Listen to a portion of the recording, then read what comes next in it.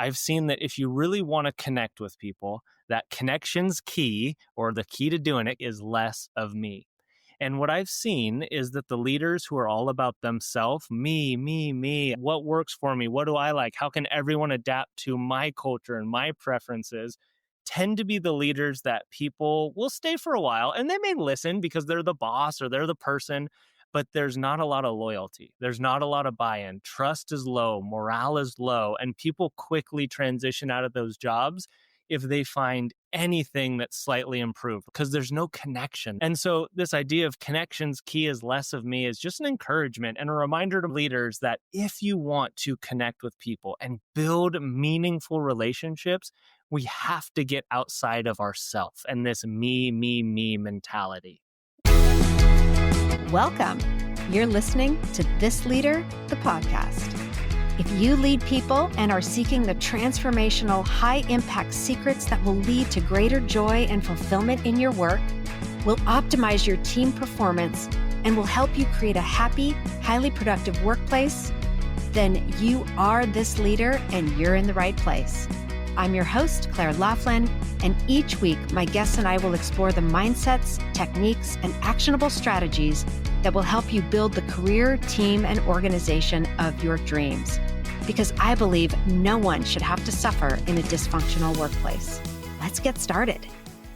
Hello, friends. Today, I've got a very special guest and a special topic. I'm excited to introduce my colleague and friend, Jared Fujishin. I met Jared and his lovely wife, Aurora, through one of the very special people in my life, Marissa.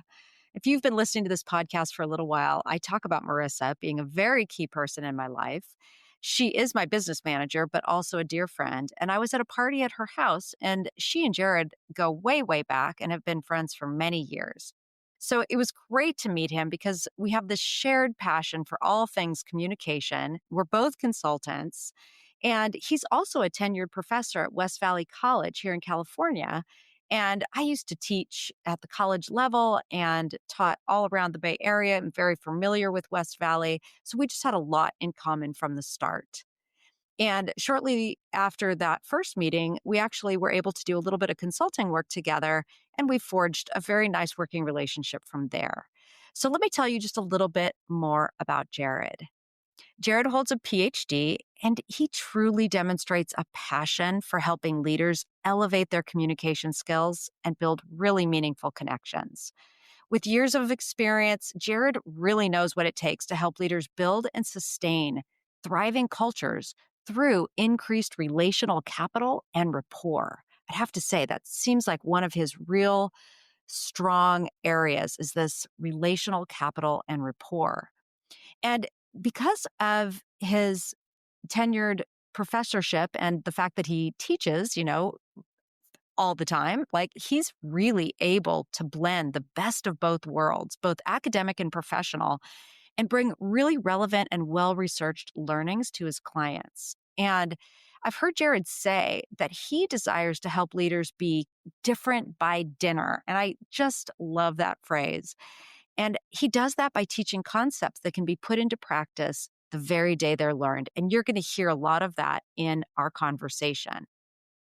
And while Jared loves his job and he loves coming alongside leaders to improve their cultures and themselves, his primary and most important calling is being a loving husband to his sweet wife, Aurora, and a devoted father to his two boys. Welcome, Jared. Welcome to This Leader. So good to see you. Thank you for being here. Oh, I'm so happy to be here, Claire. I love any chance I get to spend time with you. So thanks for having me on. I'm super excited for this conversation. I just, again, probably have listened to your TED Talk like 3 times, 4 times maybe. But again, of course, last night I re-listened to your TED Talk. It's so inspiring, so wonderful. And I want you to share with my listeners more of what you talked about in your TED Talk. Keys for connection, keys to connect with others, building trust and loyalty. Wait, trust, influence, and loyalty, right? Trust, influence, and loyalty. That's it. You got it. Loved it. Loved it. But before we go there, Tell me about you, Jared. Tell my listeners a little bit about you. How did you become such a masterful communicator? Seriously, you are one of the best. Well, I think it's so funny. The things that I got in trouble for in school is how I make a living now. I remember being in sixth grade, Claire. We had to have a parent teacher conference because Miss Green said, no matter where I sit Jared, he starts talking to people. And it's so funny looking back on that now and just thinking, man, it's cool to be able to hopefully leverage this gift a little bit to encourage others, to love others, and to teach them how to do the same. So I'm a little different than sixth grade version of me, but hopefully with the same fervor. And I grew up in a house where both of my parents were college professors, and my dad actually taught in the communication field. So, on a practical level, I grew up with a lot of communication and just seeing the power of the spoken word and nonverbals and how that can really shape not only relationships, but a lot of our lives. And from a really young age, I loved that. And I thought, I want to be on the other side where I get to help give that gift to people and teach them how to leverage this incredible gift to elevate those around you and really create the type of life you want. And I think a lot of that lies in communication. I love that. I love that. I love that. And I've shared this with you, but I remember meeting your dad in the community college circuit years and years and years ago. And I Yes. still have one of his books on my shelf that I absolutely love called The Natural Listener. Yes, it's so great. I love that. And I think it's so wonderful that you noted this talent, skill, ability, whatever natural way of being in the world from when you were a kid. You like to connect with people. You're a people person and you like to talk and listen and all that. And so wonderful that you can parlay that natural ability into what you do today. So you're a professor as well and a consultant. Say more about that. So I teach at West Valley as well. I'm tenured there and I love it. I love my students. I love everything about it. And I also really enjoy being in the corporate world as well. And I feel like doing both of them helps me in both roles. So in the classroom, of course, it's high on research. It's really looking into what the literature says about a topic. And then in the corporate world, it's practical. It's almost like it doesn't really matter who said it or the research, show me how to get results. And so being in both worlds has really helped both. So in the classroom, not only do we have a lot of theory, but we have, when you graduate, here's how you're going to use this. And then when I go into the corporate world, I say, this works. And here's a bunch of research that's going to save you a ton of trial and error. And you can see not only why it works, but I'm going to show you that it works. And so both really play off each other. And I love both worlds. Yeah, I think that's so powerful. I know I got my start the same way, teaching, doing research, and then bringing it to the corporate world. And yeah, you're spot on. And don't you love just the idea that in like we communicate all day long and whatever we're teaching, either in the classroom or out in organizations, yeah, like, hey folks, this could help you absolutely in your role as a leader and, or as a contributor or whatever. And guess what? Take it home with you because this is also going to enhance all of your relationships at home, in your neighborhood, in your community, and whatever you're involved in, right? And just make for a better life. Just there you go.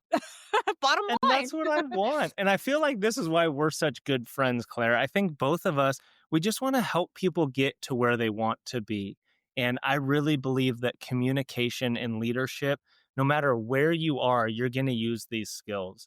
And I think about people who, when we think leadership, you have the very traditional, okay, you oversee 50 people or you have that title.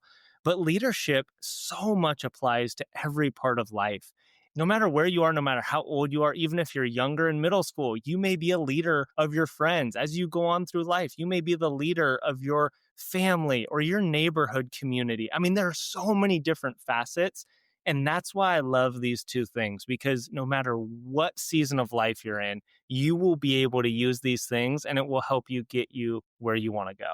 Absolutely. Like lead yourself first, right? I always think that some of the essence of good communication skills and some of what we're going to talk about today, it really comes down to Who do you want to be? You wake up in the morning. How are you going to approach the day? You talk about this in your TED Talk. Like before you arrive at your destination, you talk about your car keys, right? Well, I'm sorry, I don't want to give it all away, but like, okay, before you go someplace or whatever, think ahead. Who will you encounter? What can you do for them? How can you show up in those situations? I think so much of it is really just being thoughtful about the impact that we have on other people and being willing to say, okay, I want to make that impact a good one. I want to leave a positive imprint wherever I go. How will I do that? What do I need to bring with me in order to have the most positive impact? Yes. It is so good to have a few questions in your back pocket that help frame the day. Because I think a lot of times, and this may just be me, I might just be guilty of this, but I'll go for whatever the easiest thing is naturally. Yeah. And so it takes a lot of intentionality of saying, I don't want to just do what's easy. I want to do what's meaningful. I want to do the things that matter. And so shifting from how can I make this day all about me and ease and entertainment and say, actually, I want to do things that are important. I want to do things that are lasting. And oftentimes that framework leads me to show up for other people. And it gets me Mm. outside of myself, serving something bigger than me. And I think, at least for me, that's led to a lot of purpose and a lot of just natural joy that overflows from that rather than how many Netflix shows can I binge today? Even though I have some of those days too. Yeah, totally. This is such good stuff. I'm with you 100%. Okay, so let's go to your TED Talk. I want to talk a little bit about that. We are going to link in the show notes to your TED Talk specifically. But if they want to look it up before the show notes, give us the lowdown. You go, I just Googled TED Talk, Jared Fujishin, and you popped right up. But is there anything else I should be looking for? Yeah, a quick Google search, and really the heart of it, we'll give it to your listeners right here, the inside scoop. But I get to share some stories of some really cool leaders who I learned from. And just as I observe organizations and different leaders from my past and different leaders I've encountered, I've seen that if you really want to connect with people, that connection's key or the key to doing it is less of me.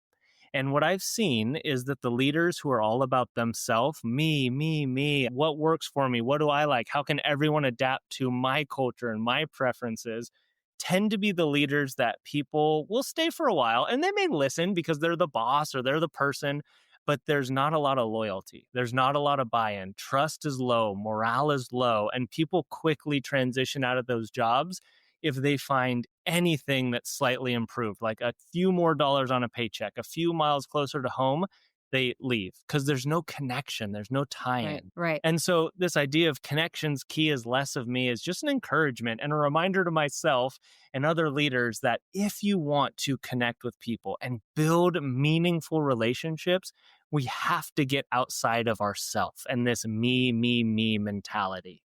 Absolutely. I couldn't agree more. Yeah, but there's this way that leaders also need to, of course, set the direction.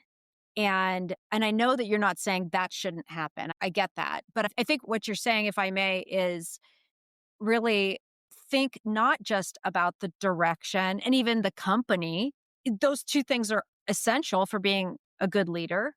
Yes. But think about the people you're leading and their needs and who they are at their core and how they, what their strengths are and what their paths are and how you can take those other things, the vision of the company, the direction you need to go, the values of the company, all that stuff, and bring it together with each individual that you're leading.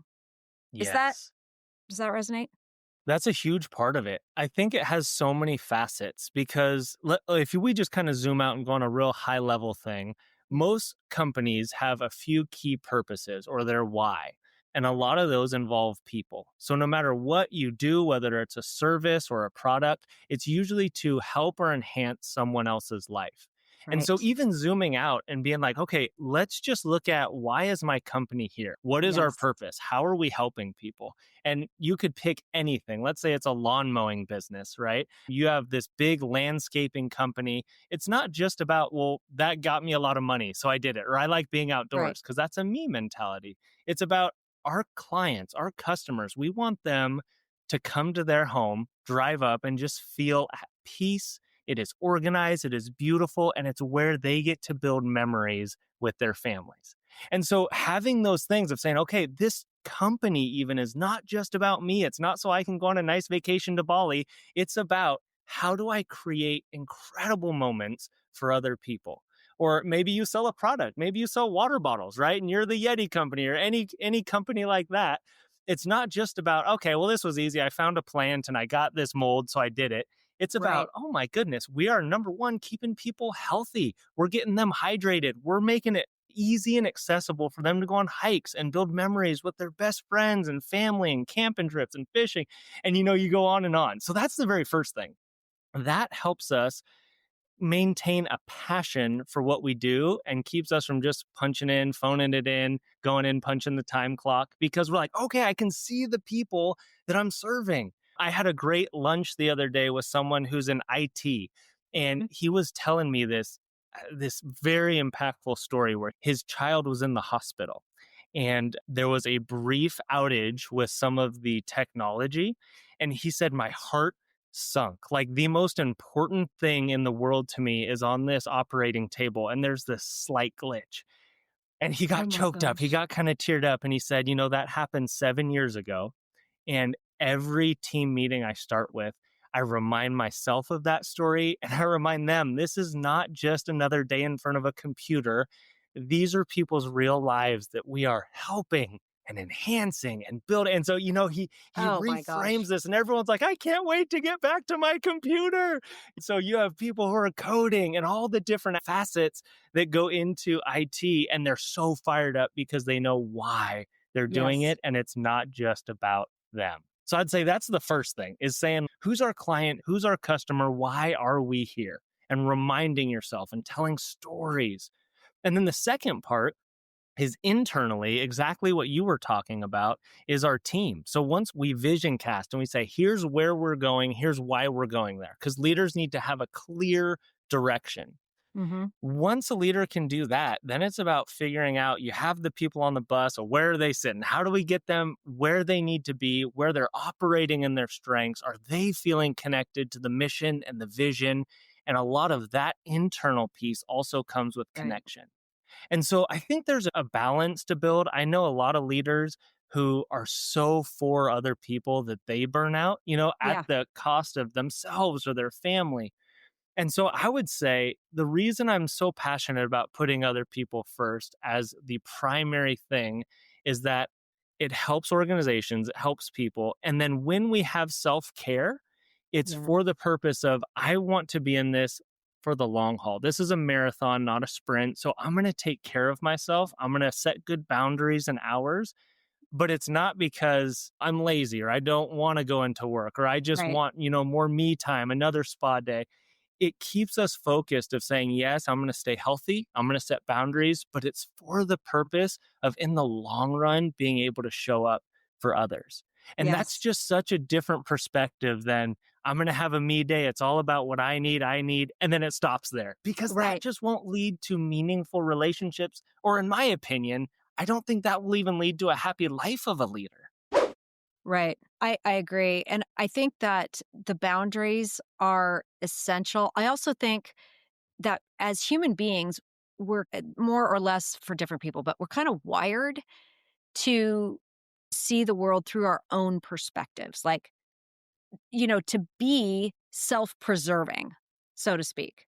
If we're already wired that way, and some people more than others, some people are a lot more other focused naturally than others, right? But if we're all kind of naturally wired for this sort of self protection, self preservation, then we need to remind ourselves sort of on a consistent basis. How can I serve others? What's in it for them? Who am I serving and how can I serve better?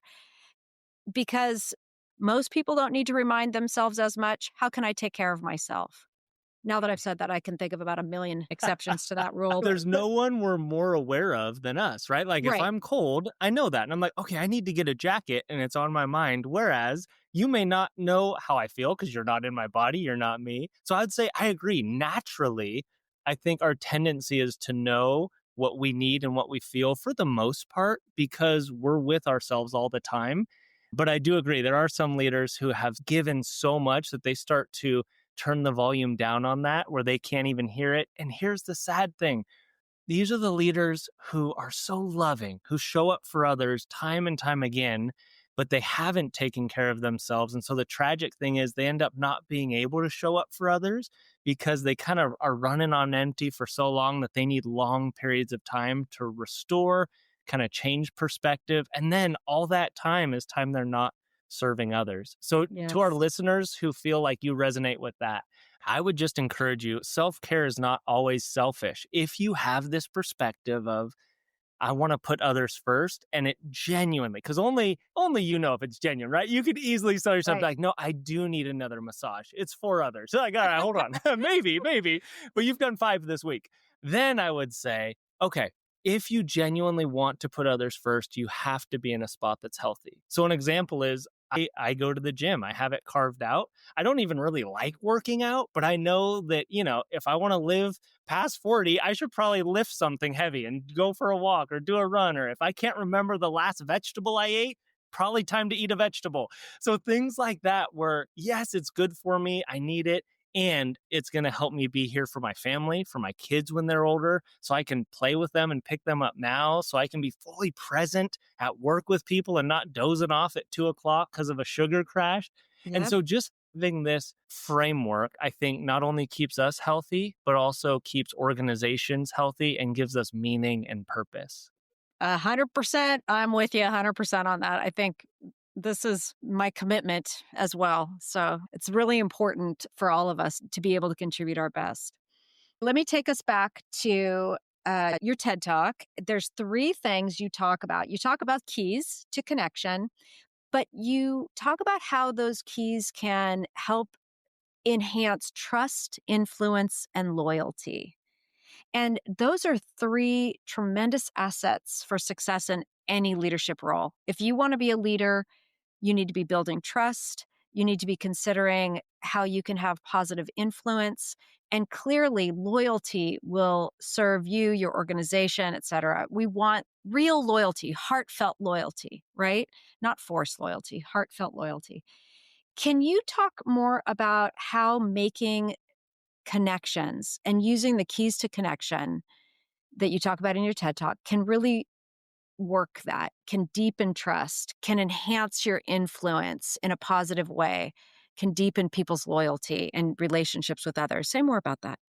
Absolutely. Let's dive into each 3 of these, which I'm so grateful for the opportunity, because anyone who has watching TEDx or seen the company, you have a set amount of time. And I was like, how am I going to boil this down? So it's fun to unpack it a little bit. Yeah.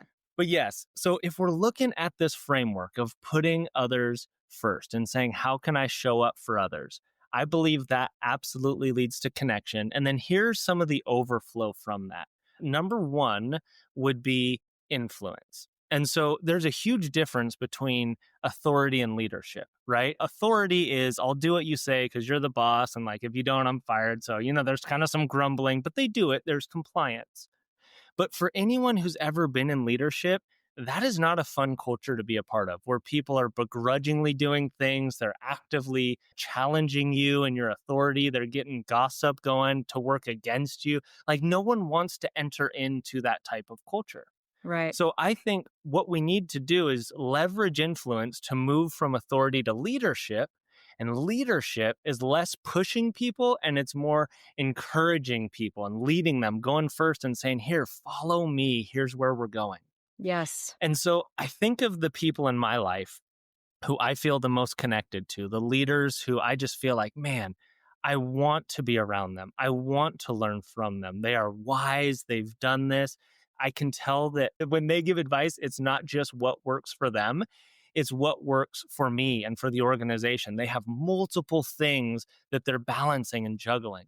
And when you find a leader like that, who's not just saying, how quickly can I get out the door on Friday? I got a golf match. But people who say, this is going to be so good for the people we're serving. This, I was thinking about it. This is really going to work well for you, Jared. And here's why. And they mean it genuinely, not manipulatively. Wow, they get so much influence. They know me. They know my preferences. They know how to help me. And when I think they're fully for me, then I'm going to give them so much influence in my life. And I'm going to go so far beyond the bare minimum of you say this, I'll do exactly that and no more. Those are the type of leaders I'm like, hey, I'll work extra for you. Oh, this is your project? Heck yeah, I'll come in, I'll do a little extra. Let's make this good. And Yes. that is the type of culture, don't we all want as leaders? Don't we want that where people are excited to be there? You have influence and it's not coerced because there's Absolutely. nothing worse than that, right? Absolutely. This is like it's engagement. It's how they measure engagement, which I love this term. Like engagement in the world of employee engagement is discretionary effort. Will your people give their discretionary effort, the effort that they could or could not give?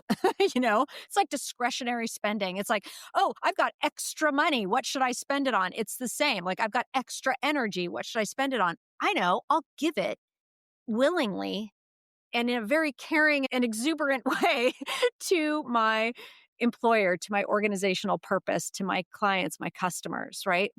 That's where Yes. and that only comes from that kind of the trust that's built in those genuine relationships and then the influence, like you said. I love that. I love how you say that.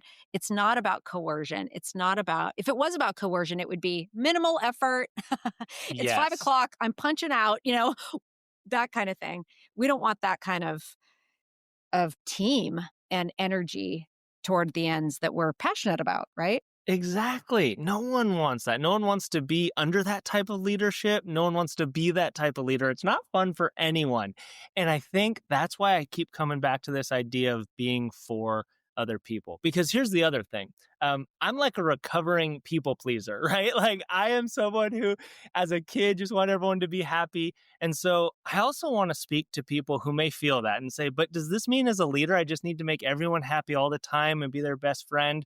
Absolutely not. In fact, I think you may actually lose a certain level of trust and influence if you're always trying to please other people. When I'm talking about putting others first, sometimes that means having really hard conversations. Sometimes it means talking with that employee who may be kind of phoning it in a little bit. You're seeing that the passion is decreasing.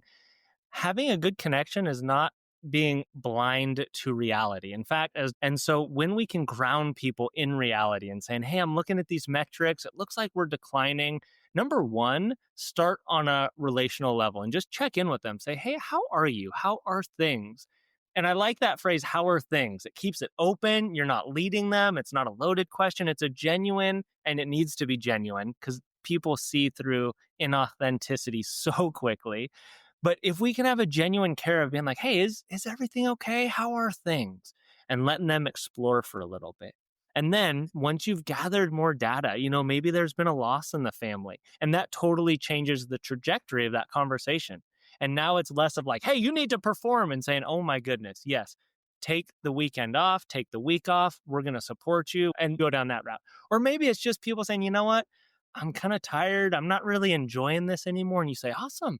Let's look at that and figure out where else can we plug you in? What can we redirect? Or maybe it's a necessary ending and it doesn't need to be bitter or angry, but it's just saying, how can I show up for you? If this isn't working for you, I don't want to keep you here. And if you don't want to be here, that goes back to that whole coercion, controlling. We don't want any of that. And so when I think of people pleasers, my humble suggestion would say don't confuse showing up for others, putting the needs of others as people pleasing. Because sometimes when you do what's really loving and helpful, people will not love it. And here's a really Right. silly example. Let's step out of the work world. I have a 3-year-old. He had to go to the dentist for the first time this year. He did not love it. He was crying on the way, and I was trying to comfort him. And I was saying, buddy, I know this is so hard. I know you don't want to do it. I know that you can't even see why this is what's best for you, but dada knows this is going to help keep your teeth healthy, and you're really going to like that a few years down the road. You're going to want teeth. Okay. They're very helpful for eating food. And so he started to kind of say, like, okay, I love eating. I see why I need teeth. I don't want cavities. But that process was not comfortable for anyone, but it Right. was loving. And I was Right. putting the needs of my son before my own. Because if I were just doing what I wanted, like, all right, forget the dentist. Here's more candy. Let's be happy all the time. But that's not truly putting others first. And it's not really loving. It's actually Right. kind of selfish. It's just me saying, but I want to be happy all the time. So why would I ever bring up anything that would upset someone? Because that doesn't make me happy. And so we see how it reverts back to a me, me, me. And those cultures, whether it's in the family, whether it's in the workplace, they never end in a spot where people really want to be. So for the people pleasers out there, this is not a thing to people please. It is a way to build influence. The next one would be trust. And I think they kind of go hand in hand. Covey talks about how organizations move at the speed of trust. And I agree with that so much. Organizations who have low trust are going to see a lot of stalling in decisions. There's going to be a lot more technicality in emails where people are wasting time being like, but how do I really word this? Because they're going to use it against me if I don't. And look at all this wasted time we have. So what we need to do is increase trust. And there are a number of ways to do that. But in light of connection, I think there are a few really practical things that I would share that if you want to leverage connection to increase trust, use time together. Because the more time you have together, the more opportunities you have to increase trust. So the time can't just be wasted time. It has to be intentional, has to be meaningful. But if you can create spaces where people feel like they can be vulnerable and that's rewarded, not punished, and people feel like they can share ideas, and even if they don't work out, they're not going to be humiliated or pointed at or be like, hey, remember when Claire brought up that terrible idea? Like, that's going to erode trust so quickly. But if you can do things where people feel so encouraged to be themselves and where you can speak honestly with others. So it's not just, all sunshines and rainbows, but saying, hey, Claire, we have this relationship. There's a difficult conversation. I don't even know how to begin it, but I know that I am for you and I think we should look at this. I mean, that alone is going to build so much trust because when Jared says something, he really means it. It's not always just positive, what's great. He also brings up the hard stuff. So when he says the good stuff, I can really believe it. But those types of conversations can't happen if I only see you once every 18 months or at a quarterly meeting for 5 minutes. Right. What we need to do, in my opinion, is have leaders who model this with their direct reports. Because I'm also thinking some leaders have thousands of people. You're not going to have one-on-ones with thousands and nothing would get done. But if you can model this to your top leaders, the people that report to you, and then they do it with their direct reports, and it just trickles through the organization that we are a people who want to hear from others. So having these open lines of communication, building trust in those conversations where you're speaking truth, but you're also creating a wonderful space for vulnerability and authenticity. Those types of things over time, the aggregate leads to trust. So I have 2 examples real quick. One was a guy named Eric. He had 10-minute check-ins with his direct reports, and I think he had 25. It was a big number. And 10 minutes doesn't sound like a lot. Like, what can you do in 10 minutes? But the beauty of what Eric did is he was consistent. Every week, a quick 10-minute check-in, which took a huge chunk of his time.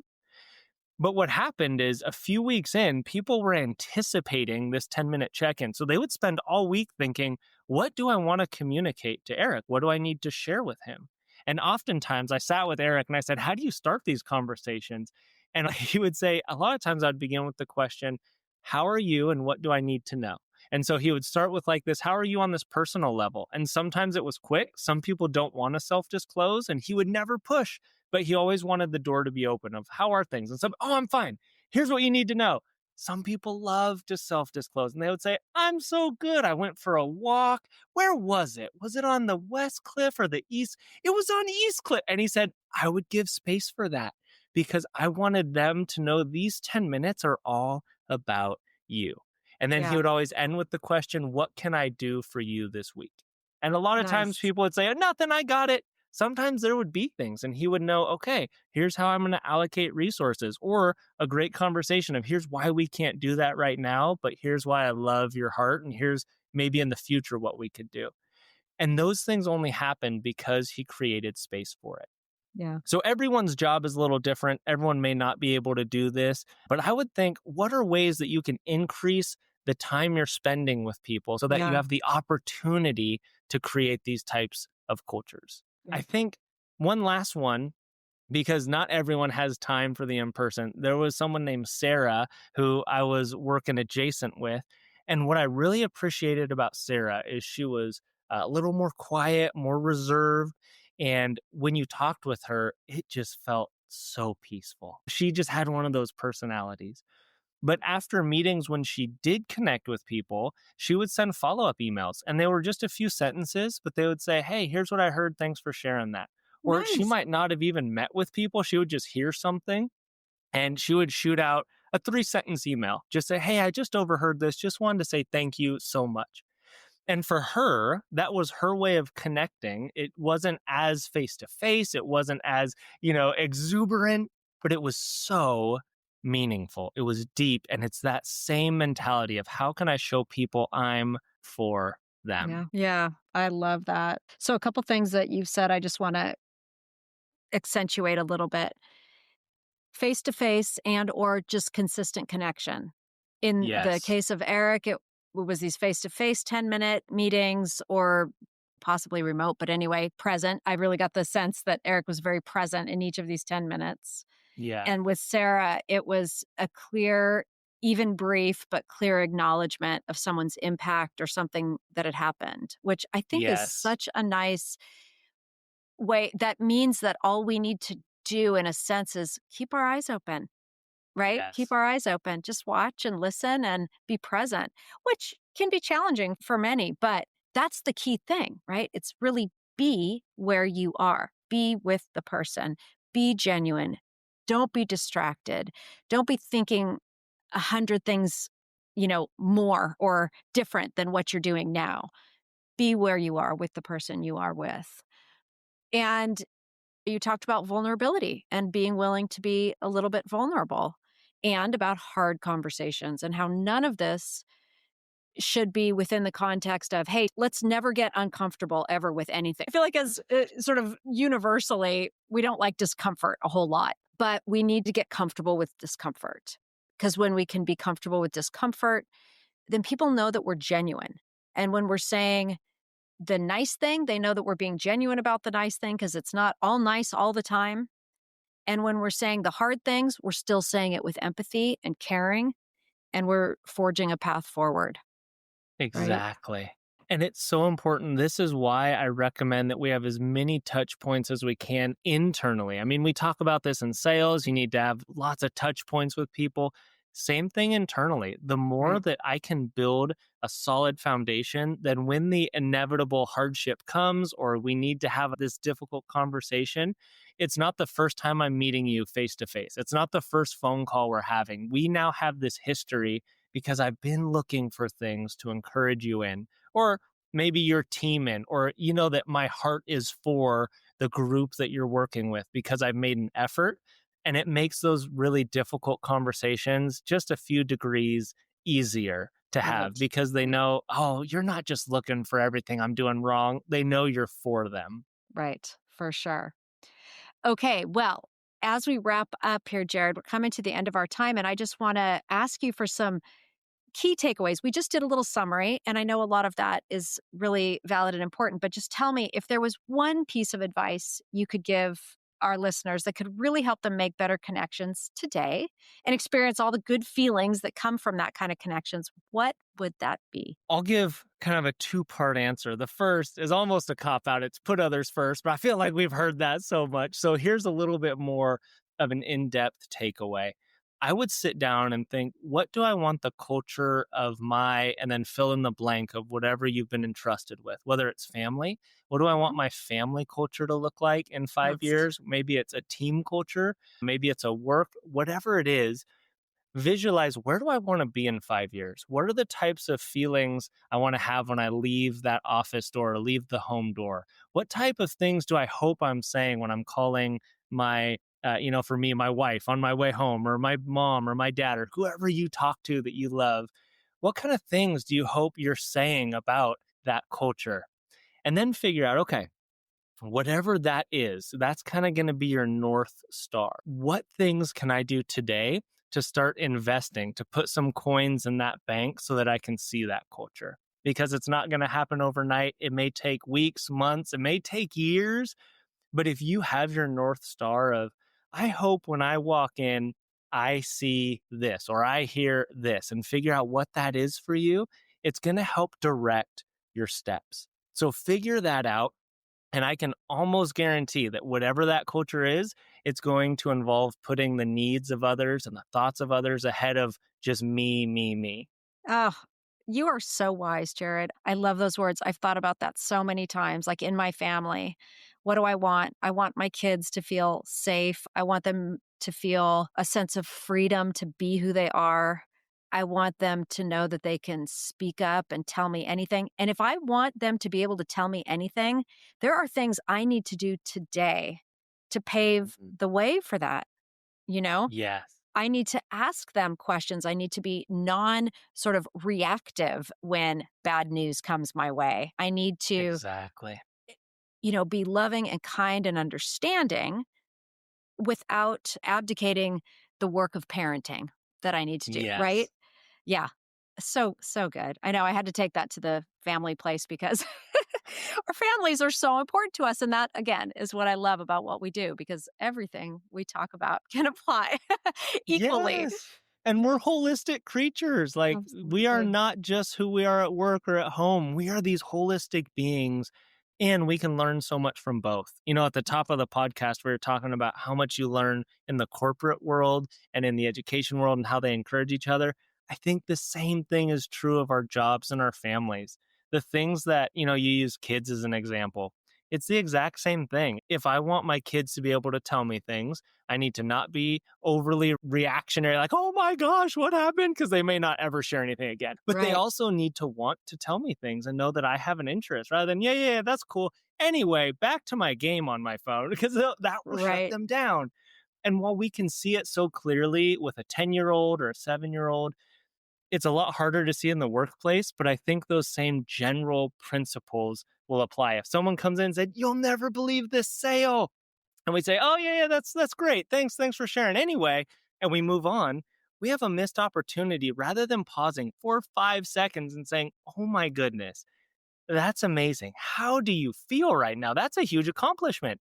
And Right. yeah, it takes 10 seconds, but over time, you're going to get teams where they want to share things, the good and the bad, because of all those little interactions that you've had. So I love that you brought family into it because it's so practical and important. And sometimes it's easier to see in our family or at work, but they cross apply absolutely. Absolutely.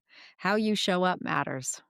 Mm. Thank you, Jared. Thank you so much for being here. I really appreciate your time, and we'll link to all the references you brought up in the show notes as well as your TED Talk. So thank you for being here, and look forward to having you on again real soon. Thank you, Claire. I appreciate you. I love what you do, and I love how you show up for people. You model this so well. So thanks for being my friend and having me on. Thanks for all the work we get to do together. Thanks, Jared. Hey, friends, I hope you enjoyed that as much as I did. Did you notice that Jared speaks so clearly and he uses none of those filler words? It's truly remarkable. It's something that I always pay attention to, and I'm trying to remove from my own vocabulary all those filler words that sneak in there, like that phrase, like, and, and so, and all the things that I say, uh-huh, these things that always sort of fill the empty spaces. And Jared has this amazing ability to not have those creep into his language. So that is one thing that I really notice. He's such a clear speaker. I hope you noticed that as well. And I want to also just encourage you one more time. If you enjoyed this episode, go and check out Jared's TED Talk. It's really, really fun to listen to. And you just go to YouTube and search for Jared Fujishin TED Talk, and his talk will pop right to the top. And enjoy it. And please go and try some of the practices that we talked about today, because I promise that focusing on being able to connect with others and improving your communication skills will benefit you in so many ways at work, at home, and in life in general. So give it a try. And thank you again for being here today. Until next week, go lead the way. I hope you've enjoyed this episode. To learn more about my services and for lots of free resources and additional tools to enrich your journey, visit my website and subscribe to my newsletter at clairelaughlin.com. If you have a question about leadership, teams, or organizational culture you'd like me to address on the podcast, please reach out to me at support@clairelaughlin.com and connect with me on social channels @Claire Laughlin Consulting. Until next time, lead the way.